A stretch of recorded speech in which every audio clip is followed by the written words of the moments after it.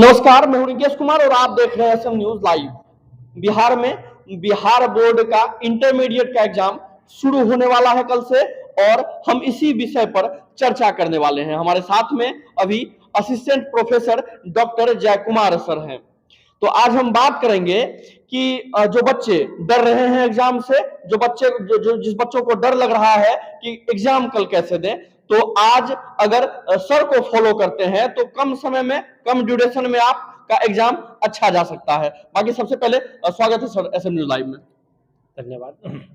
Sir, मेरा सवाल है कि बच्चे, बिहार बोर्ड की जब बात आती है तो बच्चे डरे डरे से रहते हैं कि इंटरमीडिएट का एग्जाम है, पास करना है, मतलब आगे बढ़ने के लिए। तो कैसे पढ़े, मतलब कैसे अभी तत्कालिक कैसे पढ़े कि एग्जाम अच्छा जाए, क्योंकि कल से एग्जाम शुरू हो जाएगा। तो इंस्टेंट क्या पढ़े बच्चा, मतलब कम समय में क्या पढ़ ले कि अच्छा मार्क ले आए बच्चा? देखिए, डरने की सबसे बड़ी बात जो होती है बच्चों में, वो सबसे पहली बात, एक तो पढ़ाई जो साल भर है वो तो स्टूडेंट नॉर्मली वे में करता ही है, और जो नहीं करता है तो उसकी तो कोई बात ही नहीं है।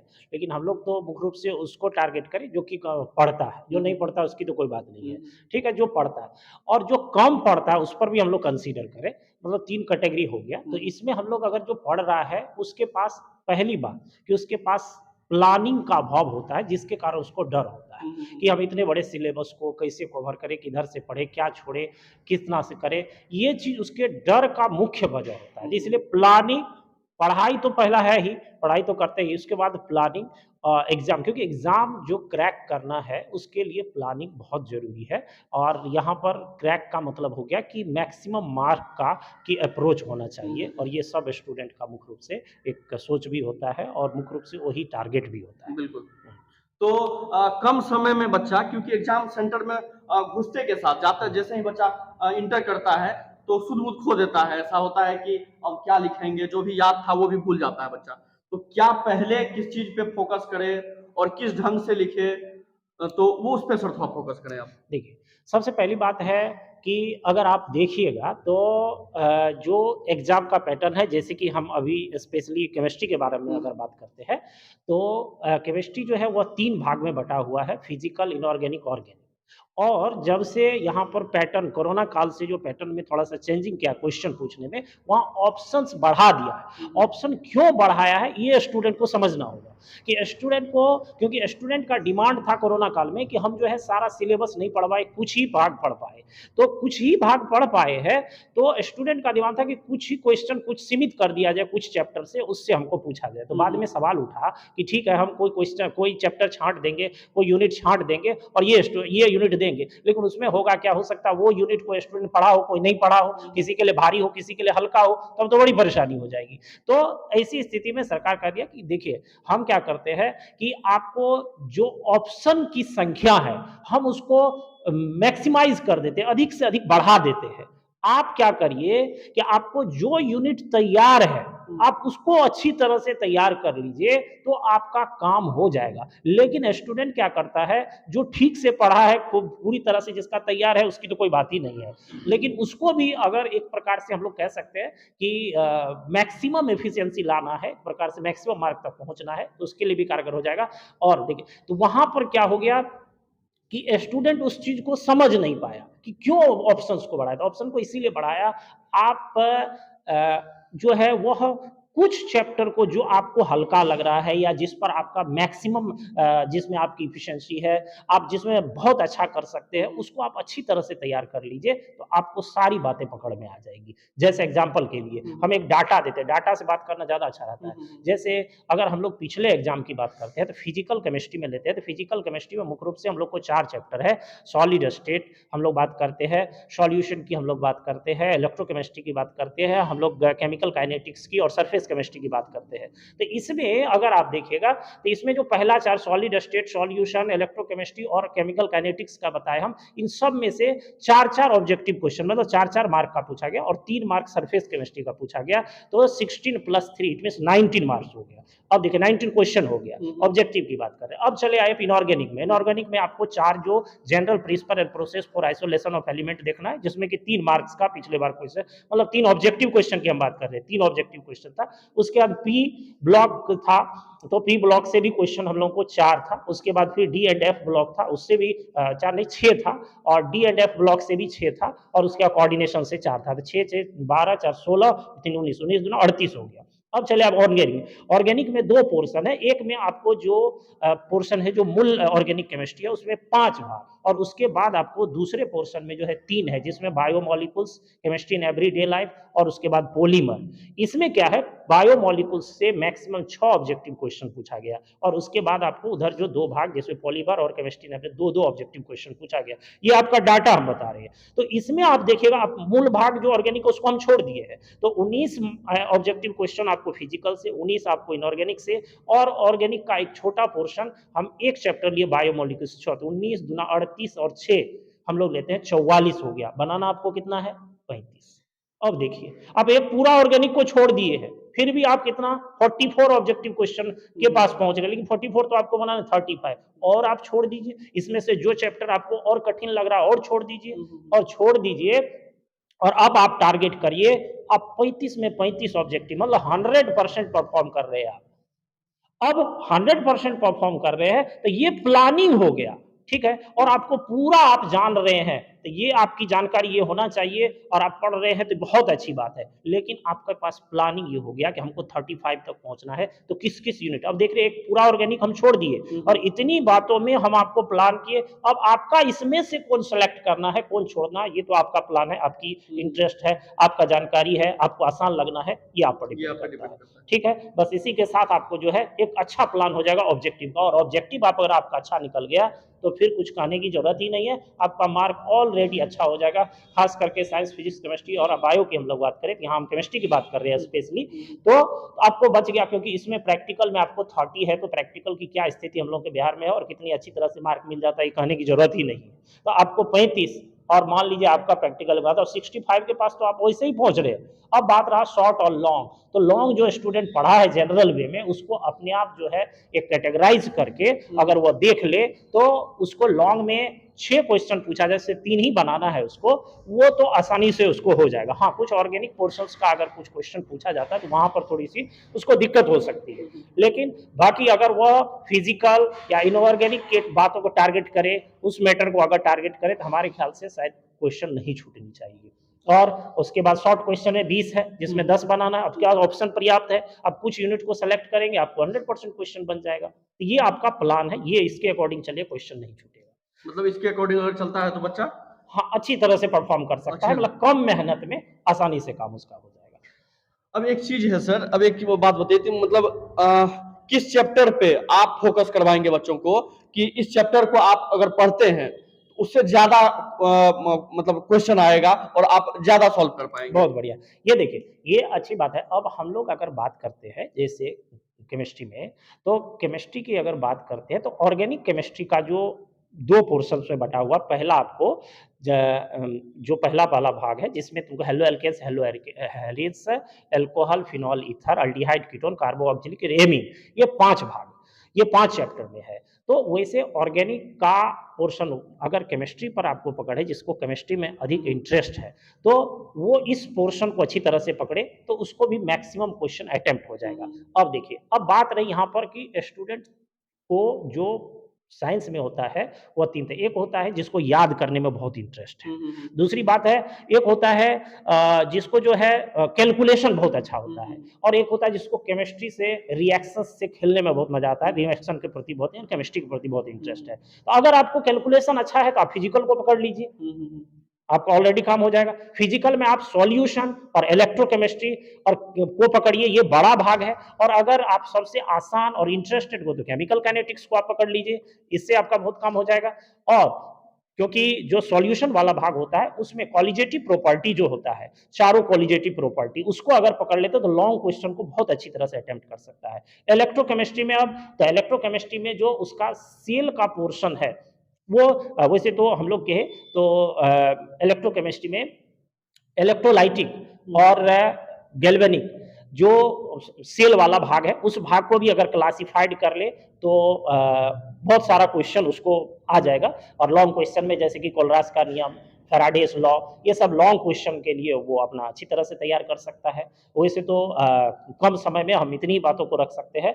अब उसके बाद और आगे आप कुछ पूछेंगे तो बाकी सर हम चाहेंगे कि जय कुमार सर का क्या वीवीआई क्वेश्चंस होगा, अगर आप वो दे दे सर देखिए बच्चों को, ताकि बच्चे अच्छा मार्क ला सके। देखिए, सबसे पहली बात ये तो हम अभी प्लान की बात कर रही है, हाँ, ठीक हाँ। है। अब वीवीआई क्वेश्चन की अगर आप बात करते हैं, तो सबसे पहली बात ये इसमें 2 बातें आ जाती है। एक तो हो गया कि जो एग्ज़ाम का समय में होता है, तो कुछ स्टूडेंट सबसे पहली बात ये हम बता देना चाहेंगे कि स्टूडेंट ऐसा लग रहा है कि हाँ, जयकुमार सर ये बात बता रहे हैं, तो निश्चित रूप से यही यही आएगा। आएगा। वो सब छोड़ के उसी पर कंसंट्रेट हो जाता है। ये महामूर्खतापूर्ण कार्य है और सजेशन का या इस तरह का मान लीजिए आप जो प्रयास कर रहे हैं, बहुत अच्छा प्रयास कर रहे हैं स्टूडेंट के लिए कि उसको जागरूकता आए और वो जो पढ़ा है, वो तो अपना पढ़ाई जारी रखे और जो सजेशन का मतलब होता है उस पर आप विशेष केवल ध्यान रखें। अगर कोई भाग आपको इमरजेंसी बा या किसी दिक्कत है, किसी तरह समय का अभाव में छूट भी जाता है, लेकिन वो नहीं छूटना चाहिए, ये होता है। तो इसको सब स्टूडेंट विशेष रूप से ध्यान रखें कि सजेशन का मतलब ये नहीं है, सजेशन सिर्फ सजेशन को वो देखता है जिसको पढ़ाई लिखाई से विशेष कोई मतलब नहीं रहा, शॉर्टकट में अपना काम निकालना चाहता है। उसके अब लिए ही है। हाँ, इसके लिए है।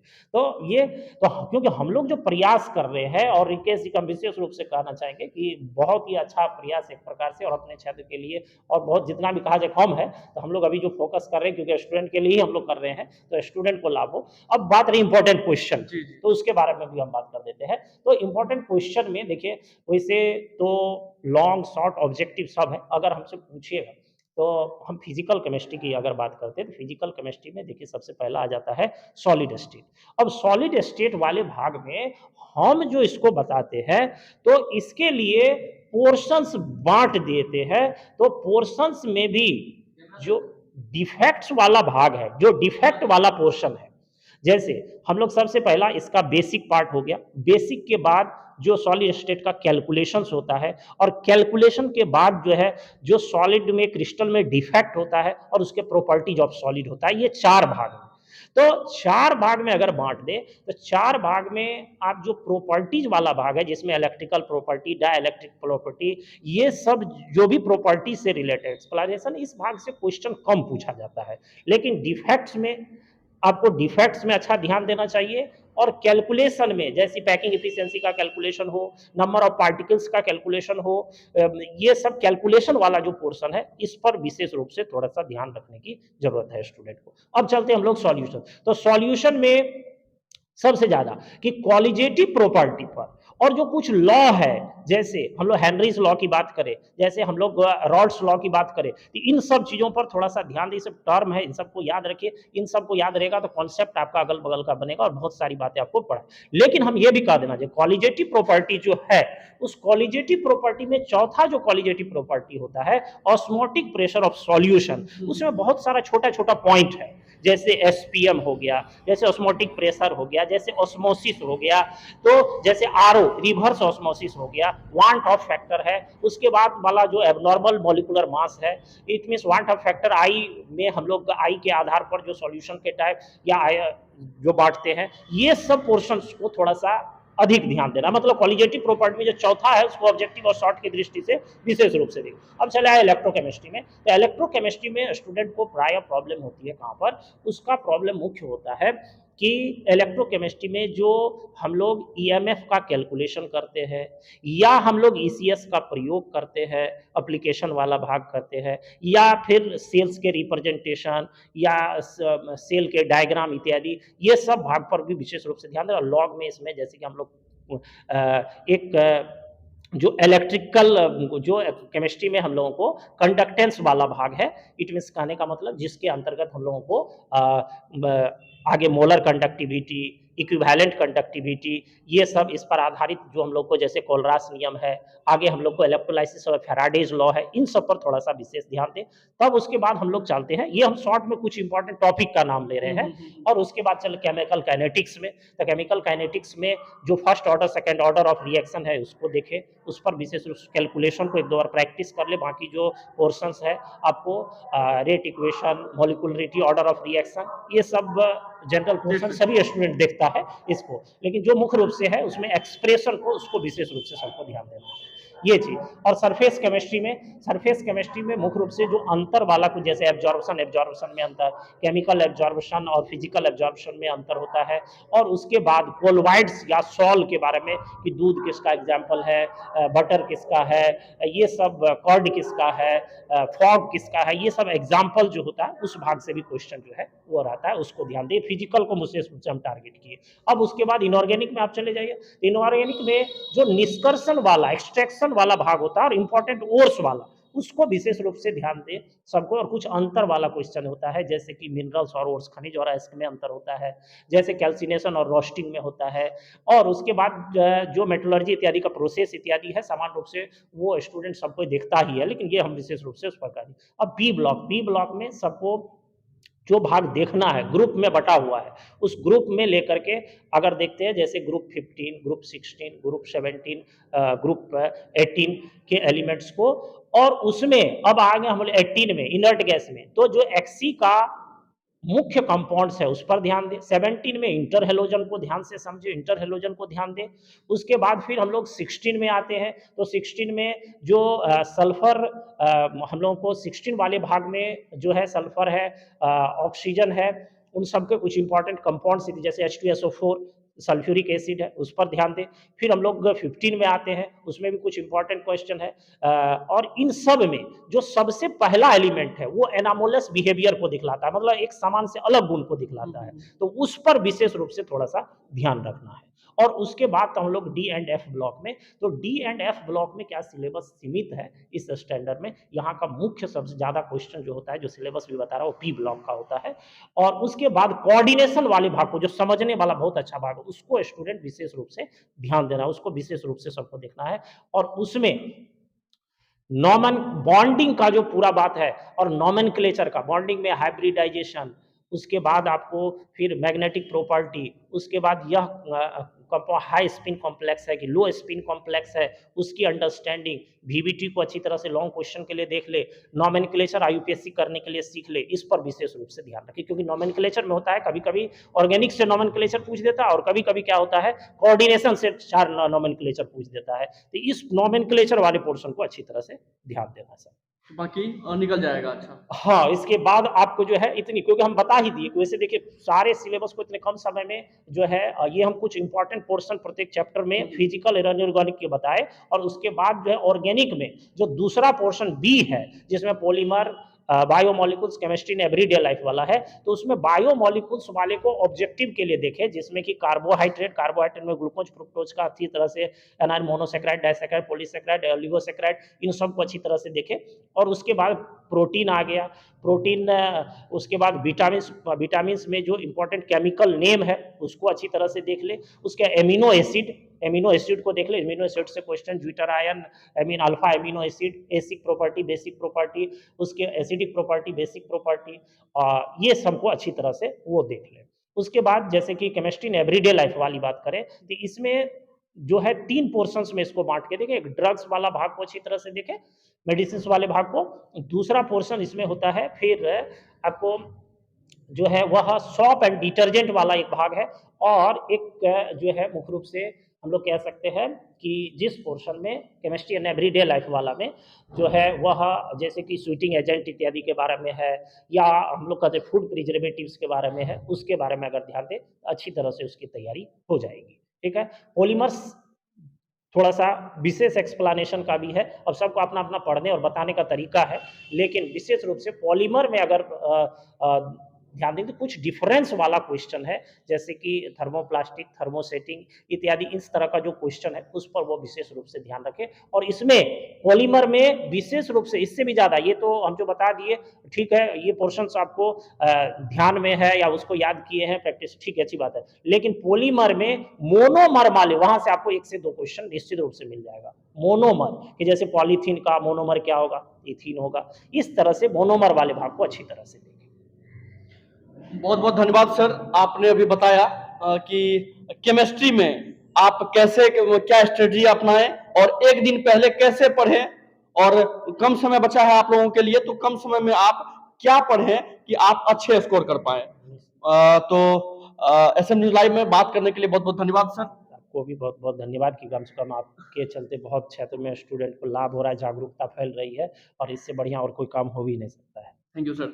बाकी मैं आपको बता दूं, अगर आप ये वीडियो देख रहे हैं तो जिस दिन आपका एग्जाम होगा उससे एक दिन पहले हम लोग कोशिश करेंगे कि लाइव भी आए सर के साथ, और लाइव में भी आपका जो कंफ्यूजन हो वो मैं क्लियर करने का कोशिश करूंगा। बाकी आपको जो भी पूछना हो वो आप कमेंट के माध्यम से हमसे पूछ सकते हैं। बाकी मैं रिंकेश, आप देख रहे थे SM न्यूज़ लाइव। धन्यवाद।